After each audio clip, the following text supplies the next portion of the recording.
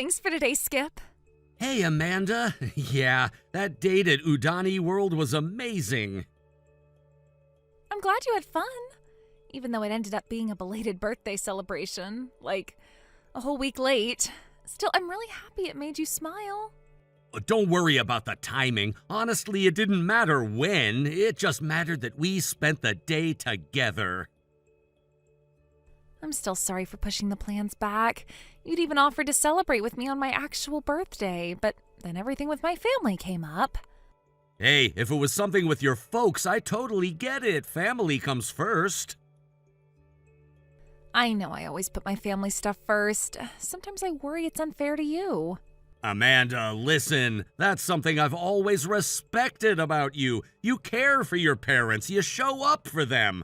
And for someone like me, someone who lost both his parents early and grew up in a facility with just my sister, seeing you so devoted to your family, it reminds me of what kindness really looks like.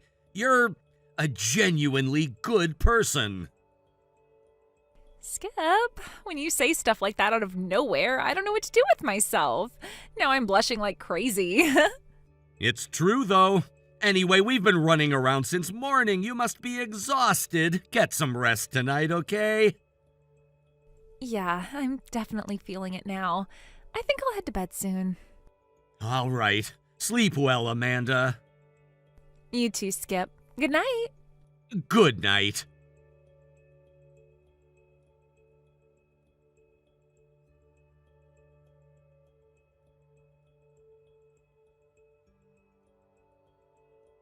Skip, can I talk to you for a minute? Huh? Faye? Yeah, sure. What's up?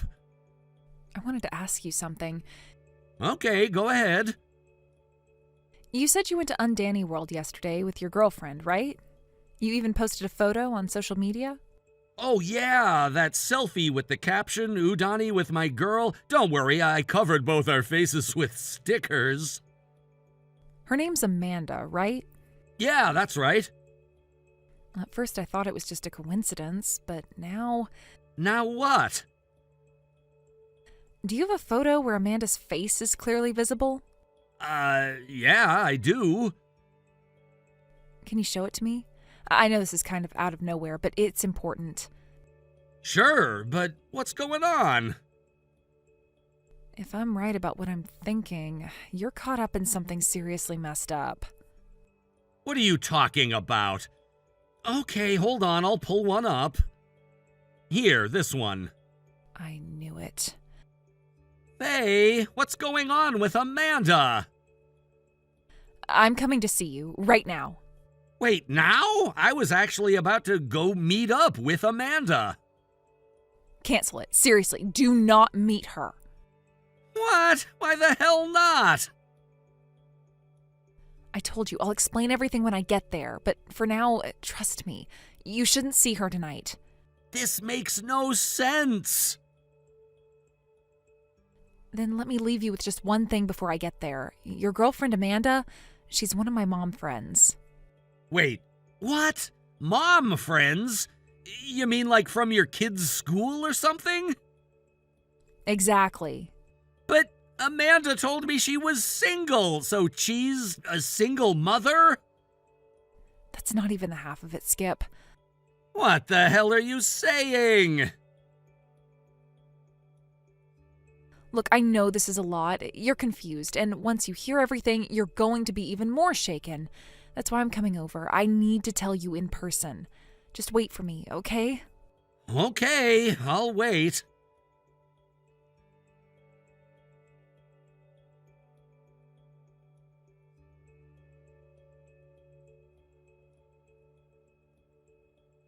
Skip, you haven't messaged me at all lately. Is everything okay? Oh, hey, Amanda. If I remember right, you got promoted to section chief and took on that new project, didn't you? Things must be getting pretty hectic, huh? Yeah, something like that. It all kinda happened at once. Sorry I haven't been in touch, but things might stay like this for a while. I see. Got it. Honestly, I miss you, but I'll wait until things settle down on your end. Sorry.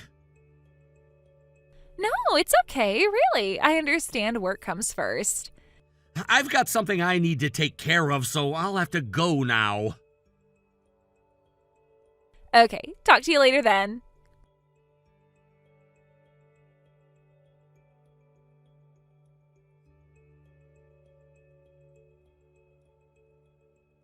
Skip, hey, I need to tell you something. I actually used the spare key just now. I went into your apartment. What? Sorry, I let myself in without asking, but I thought I'd surprise you. I cleaned up the place, did the dishes, vacuumed, and even made dinner. I wanted to do something sweet for you. Thanks. That's considerate of you. So, is there anything you want to tell me? What do you mean? Well, while I was tidying up, I found something. That ring, the one with both of our initials engraved on the inside. I knew it. I just knew it. Wait, what? Don't pretend like you don't know what I'm talking about. I know I should have waited for you to say it first, but I just couldn't hold it in anymore. Yes, Skip, I accept your proposal. What? I can't believe this is real. You and me, we're really getting married. Oh, I can already picture it. I want to be a stay-at-home wife. You're a department manager at a major trading company, right? So we'll be fine financially. And for kids, I think 3 sounds perfect, don't you? Amanda, you're married, aren't you? Huh? You have a husband and 2 kids. Where is this coming from? Why are you suddenly... I'm serious. You have a husband and children. Don't deny it. Skip, I just said yes to your proposal. Why are we talking about something so random? Shouldn't we be celebrating? Let's go somewhere fancy. I've always wanted to go back to that 3-star restaurant we talked about. My sister's son goes to A kindergarten. What? You know what I'm getting at, don't you? Wait, no way. Yeah, Faye, my sister. She's your mom friend from school events. No. The picture I posted of us at Udani World, I used a sticker over our faces, but she recognized your hair, your purse, the scarf, even the bracelet you were wearing. She asked to see another picture, and that confirmed it. Oh, this can't be happening. For the first time in my life, I understand what people mean when they say it's a small world. But more than that, I realized I was tricked into committing adultery by you. Please, I didn't mean to. Didn't mean to? Amanda, you've been lying to me since day 1. But my feelings for you, they were real. They still are real. You're married with kids. You never should have been at that singles mixer to begin with. I just wanted to feel alive again. If you truly wanted a future with me, if that was ever real, then you should have divorced your husband first. You should have come clean, not lied, not led me on. I wanted to. I swear I was going to tell you. And let me guess, I wasn't the only one, was I? What are you saying? 2 nights ago, one of my friends saw you leaving a hotel with another man. He took a picture. He didn't even realize it was you at first, just thought the scene looked shady. Later, he showed me, and it was you. You had no right to photograph me like that. Don't you dare turn this around on me. You lied. You cheated on your husband and on me. You're a mother, Amanda. You have children. And you dragged me into this mess without so much as a warning. I didn't want to lose you. The man in the hotel photo? He's not your husband, which means that's the 3rd guy. At least the 3rd. Skip, please don't do this. You humiliated me. You used me. You threw away your marriage and toyed with my life like it meant nothing. Please, I can fix this. Just don't walk away. At lunch today, I made a call. Through my sister's husband, he knows your husband's contact info. You didn't. I told him everything. Everything you've done. Your affairs, your lies, your fake identity, the hotel photo, all of it. Skip, you didn't. Please tell me you didn't. He deserves to know. Your kids deserve the truth. You don't get to pretend like none of this happened. No, no, no, no! Expect to hear from him soon about the divorce and the lawsuit for emotional damages.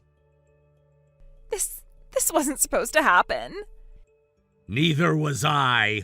I was never supposed to be part of your lie.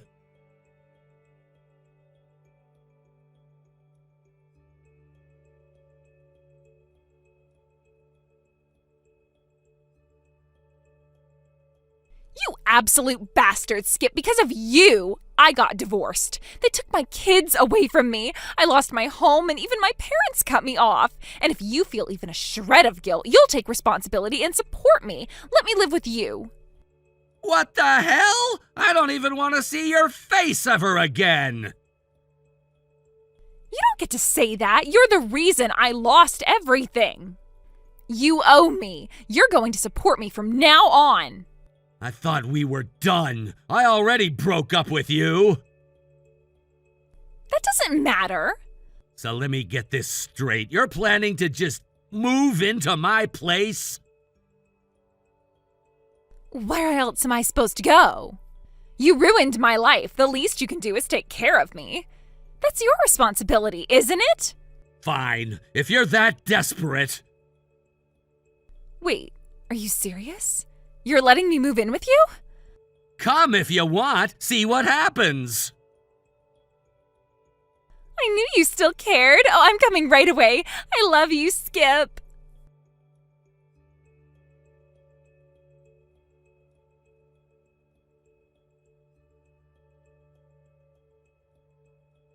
Skip, what the hell is going on? What? There are police officers outside your house. Are you seriously involved in something illegal? The fact that you're texting me right now, does that mean you ran? Of course I did. They started asking me questions out of nowhere. What else was I supposed to do? I panicked and ran. So you're saying there was something to run from? You're admitting you had a reason to be afraid of being questioned. What are you talking about? Return the ring you took from my apartment. What? That ring? That was the engagement ring you gave me. It's mine. Wrong. That ring was my parents' engagement ring. It's a family heirloom. My mother and father's engagement ring from decades ago. No, but it had our initials engraved on it, yours and mine. My parents had the same initials as us. It's a coincidence. You took it because you wanted it to be yours. You twisted the truth to fit your fantasy and stole something irreplaceable. No, I don't know. I didn't mean...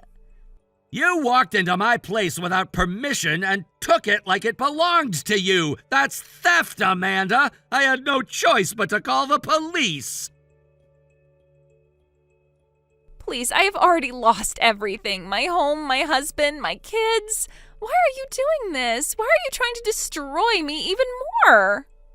This isn't me destroying you. This is the fallout from your own selfish choices.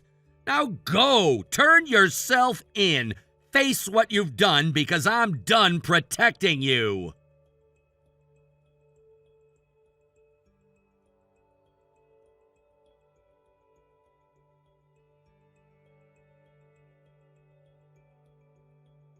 Right after that, Amanda was arrested. It happened while she was still sending me desperate last-ditch messages trying to guilt-trip me or somehow justify everything she'd done. But even as she typed, her time was running out. She had already been found by the police. I got the call just a few hours later. Honestly, I can't describe the relief that washed over me when I heard the news. It felt like a storm that had been raging for months had finally passed. Not long after Amanda's arrest, one of the few things I truly cared about, the ring my parents left me, was returned. The police had recovered it from the pawn shop she sold it to, and after confirming my identity and ownership, they gave it back. I hadn't even realized how much of a weight it had been on me until it was safely back in my hands. It was more than just jewelry, it was family, a reminder of who I was before all this madness started. And now, it's back where it belongs. Now, what I hadn't known until later was that I wasn't the only one Amanda had been playing. Turns out there was another boyfriend involved, and not just anyone, he was a college student. A kid, really, barely in his 20s. He didn't have the faintest idea Amanda was already married, let alone involved in such a chaotic spiral of lies and deception.